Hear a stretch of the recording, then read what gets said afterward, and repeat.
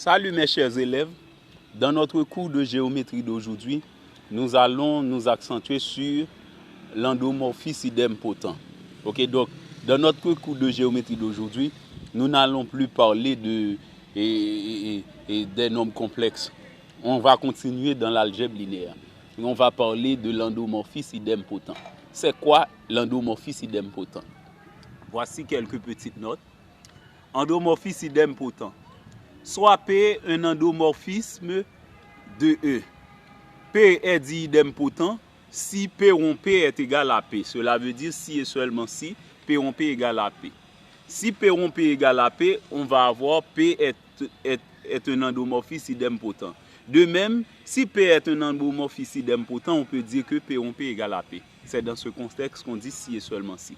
Lorsqu'on a si à l'intérieur d'une définition, cela veut dire que si et seulement, c'est si et seulement si. Le E dont on parle dans la supposition, c'est un espace vectoriel. Okay? Avec E, l'espace vectoriel. Maintenant, il y a plusieurs types d'endomorphisme idempotent. Type d'endomorphisme idempotent de E. Ok, donc il y a l'endomorphisme nul de E. L'endomorphisme nul de E est dit un endomorphisme idempotent. Parce que lorsqu'on a un endomorphisme idempotent, c'est lorsqu'on multiplie la matrice de cet endomorphisme par elle-même, ça donne la même matrice. Dans ce cas, on dit on a un endomorphisme idempotent. La matrice nulle d'un endomorphisme, c'est en multipliant cette matrice par elle-même, on va trouver la même matrice, la matrice nulle. De même pour l'identité de E. L'identité de E est la matrice d'un endomorphisme idempotent. Okay, mais ordinairement, à l'école classique en Haïti, lorsqu'on parle d'endomorphisme idempotent, on voit directement la projection vectorielle. C'est un abus scientifique. Pourquoi? Parce que normalement, un endomorphisme idempotent n'est pas nécessairement une projection vectorielle. Vous voyez que cet endomorphisme pourrait être soit nul ou l'identité de E. Eh bien, au cas que l'endomorphisme idempotent n'est ni l'endomorphisme nul, ni l'identité de E, on dit qu'il s'agit d'une projection vectorielle. Eh bien, on peut remarquer, suivant cette définition, que la projection vectorielle est l'endomorphisme idempotent, autre que l'endomorphisme nul et l'identité. Ok, donc, si nous avons un endomorphisme idempotent qui n'est ni l'identité, ni l'endomorphisme nul, eh bien, on dit qu'il s'agit d'une projection vectorielle. Ok, maintenant, quelques définitions pour la projection vectorielle. Projection vectorielle, soit E, un aire espace vectoriel, et E1, E2, deux sous-espaces vectoriels supplémentaires de E. Ok, donc, on donne E, un aire espace vectoriel, c'est-à-dire un espace vectoriel réel, ok, et E1 et E2, deux sous-espaces vectoriels de E. Ok, donc, deux sous-espaces vectoriels supplémentaires de E. Okay? Donc cela veut dire que E1 et E2 non seulement sont des sous-ensembles de E, mais ce sont aussi des sous-espaces vectoriels et ce sont aussi des sous-espaces vectoriels supplémentaires. Eh bien, on nous dit que tout vecteur U de E s'écrit d'une manière unique. U est égal à U' plus U second, où U' appartient à E1, U second appartient à E2. Ok, ce qu'on peut en tirer dans cette relation, donc on vient de dire que E1 et E2 sont deux sous-espaces vectoriels supplémentaires de E. Eh bien, dire que E1 et E2 sont deux sous-espaces vectoriels supplémentaires de E2, cela veut dire que la somme E1 plus E2 est directe. Eh bien, on veut dire que lorsqu'on fait E1 plus E2, ça va donner E, qui est l'ensemble, l'espace vectoriel et qu'on donne par hypothèse.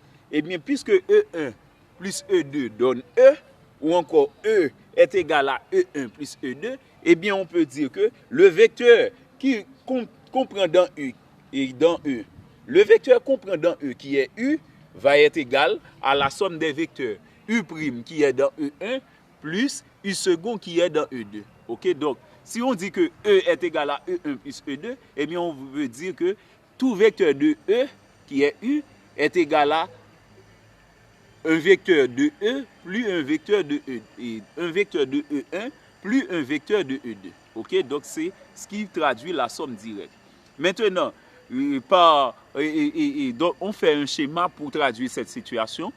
Ok, donc normalement dans une projection vectorielle, suivant sa définition, la projection vectorielle possède deux éléments. Il y a la base, ok, il y a la direction. Je reprends, il y a la base, il y a la direction. La base, c'est l'élément sur donc le sous-espace vectoriel sur lequel s'effectue la projection, et la direction, c'est le sous-espace vectoriel suivant lequel s'effectue la projection.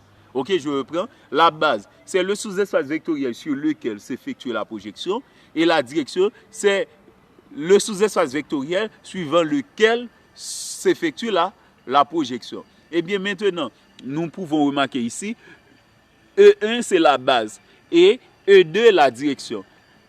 Eh bien, le vecteur U qui est égal à U' plus U second, on a appris pour calculer la somme de deux vecteurs, eh bien on calcule le vecteur résultant.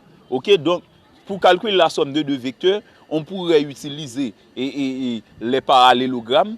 Ok, donc on fait le projeté de U' ici, le projeté de U second ici. Et bien maintenant, ça nous donne un parallélogramme. Et bien la diagonale nous donne directement la diagonale qui est issue des deux vecteurs initiaux. Et bien cette diagonale-là nous donne le vecteur résultant. Et bien le vecteur résultant grand et U est égal à U' plus U second. Et bien c'est ce que représente schématiquement le vecteur U. Ok, qui est le vecteur U, qui est la somme des vecteurs U' et de U second. Ok, maintenant, nous pouvons remarquer que U' ici, c'est sur E1. Donc, on pourrait prendre U' n'importe quelle partie. Donc, ici, je prends U' dans cette partie, mais on pourrait prendre U' même au bout de ce vecteur.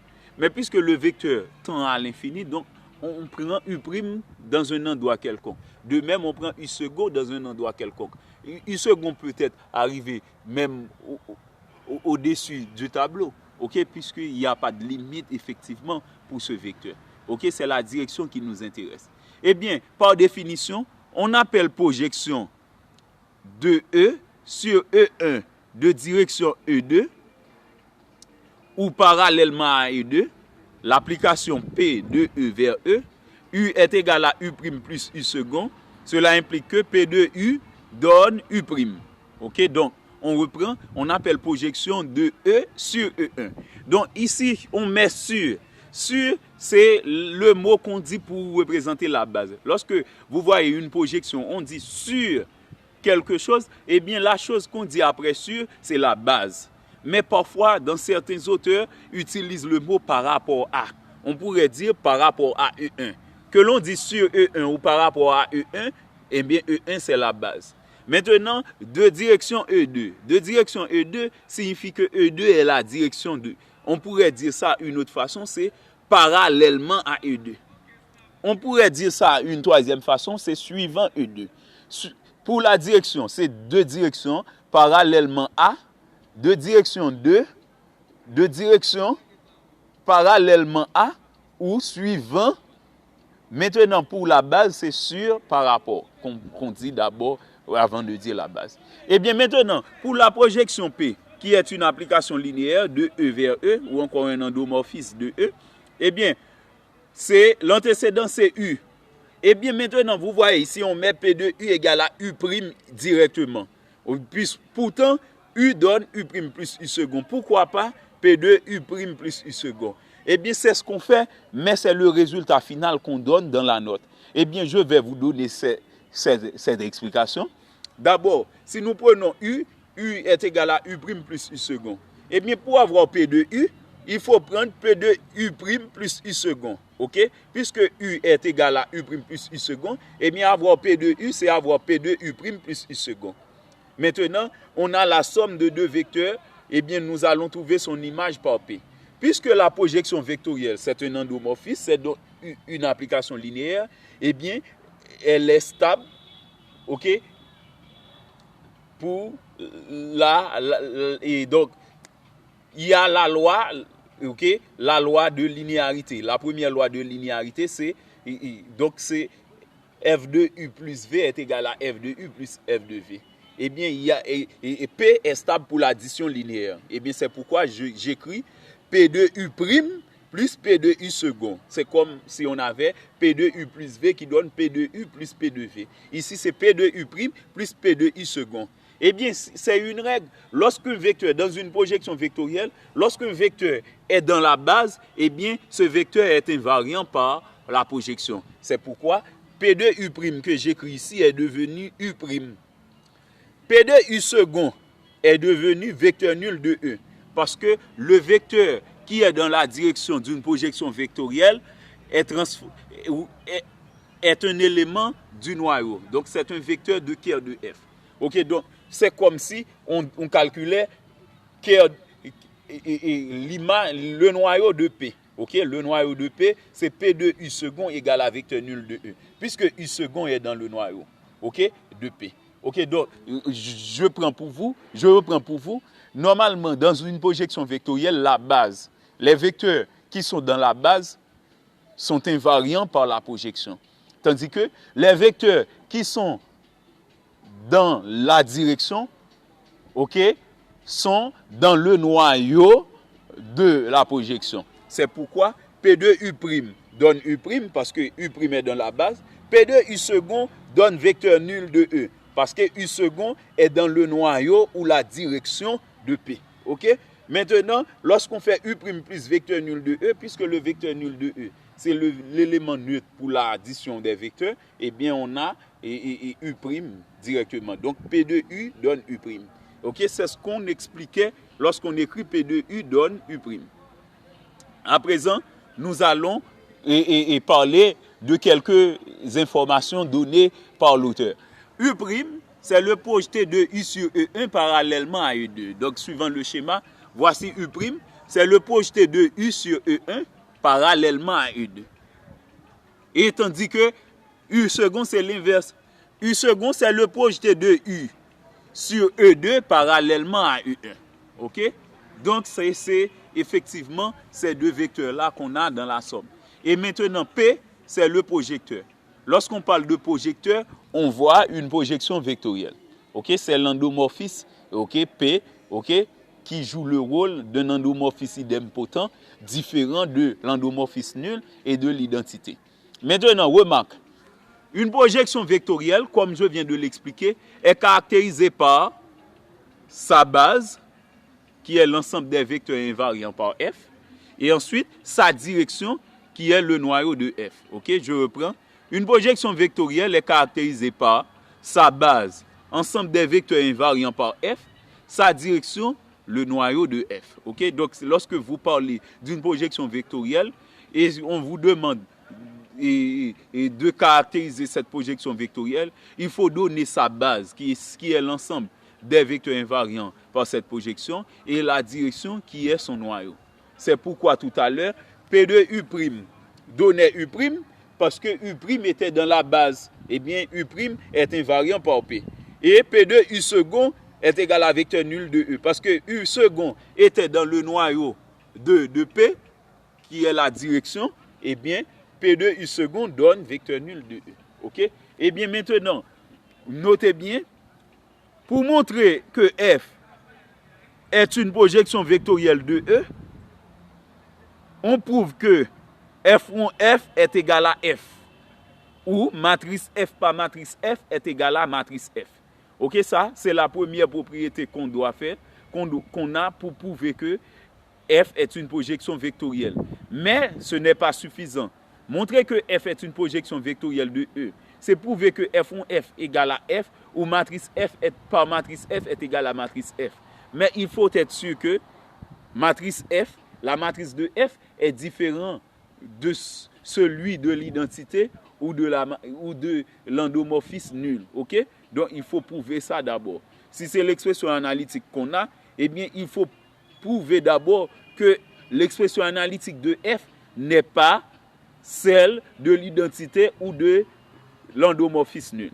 Eh bien, c'est pourquoi je précise avec F différent de l'endomorphisme nul et l'identité.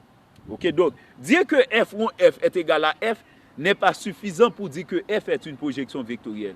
Parce que ce n'est pas seulement la projection vectorielle qui possède cette propriété.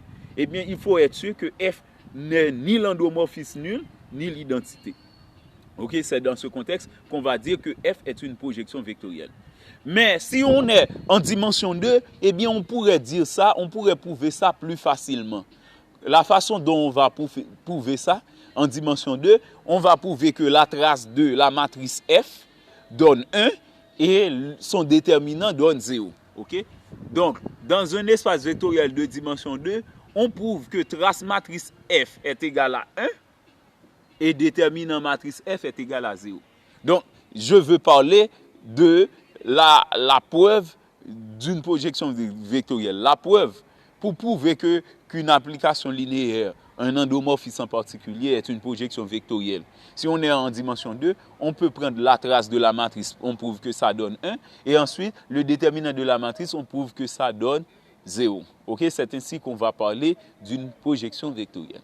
Maintenant, c'est tout pour aujourd'hui. Donc, si vous avez des questions, ok, donc pour éviter d'aller trop rapide, ok, donc parfois, lorsque je prends beaucoup de temps dans une vidéo, eh bien, lorsque je vais résoudre l'exercice, eh bien, je garde une rapidité à nul autre pareil. Eh bien, cette rapidité, parfois, me met dans l'impossibilité de donner de bonnes explications. Ok, donc je reprends. Donc, lorsque je parle rapidement, eh bien, je me trouve dans l'impossibilité de donner de bonnes explications. C'est pourquoi je laisse les exercices pour le prochain cours. Mais dans le prochain cours, c'est assurément qu'on va parler des projections vectorielles. Ce sont des projections vectorielles que nous aurons à parler dans le prochain cours. Ok, donc je vous prie de bien vouloir vous y abonner et je vous promets que le meilleur est à venir. C'est Jimmy Deveil, votre enseignant de mathématiques compétent et expérimenté. Merci, bonne journée.